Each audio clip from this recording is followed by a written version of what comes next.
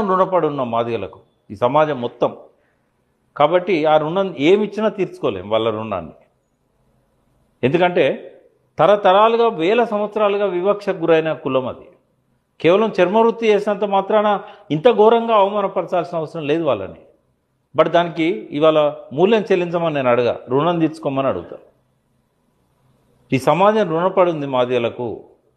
మన కాళ్ళ కింద రాళ్ళు ముళ్ళు ఉడచకుండా చెప్పులు చేసిన వాళ్ళు, మన చావుకు డప్పు శబ్దాలు వినిపించిన వాళ్ళు, మన పెళ్ళికి కూడా వాళ్ళు ఏదో ఒక రకంగా మనకు సహకరించిన వాళ్ళు, చనిపోతే కాల్చడానికి ఎవడు ఉండని కాడ వాళ్ళు ఉన్నారు. పశువులు చచ్చిపోయి ఎక్కడ పడితే అక్కడ పడి ఉంటే మన కలరా రాకుండా మసూచి రాకుండా శుభ్రం చేసిన వాళ్ళు. ఎన్నైనా చెప్పొచ్చు వాళ్ళకు మనం ఎంత రుణపడి ఉన్నాము అనేది. మనం ఇవాళ ఒక ఉన్నతమైన దశలో ఉన్నామంటే వాళ్ళ మీద అడుగుపెట్టి ఎక్కినాం, మనం పైకి వచ్చినాం. కాబట్టి అట్టడుగున ఉన్న వాళ్ళకి ఏం చేసినా తక్కువే.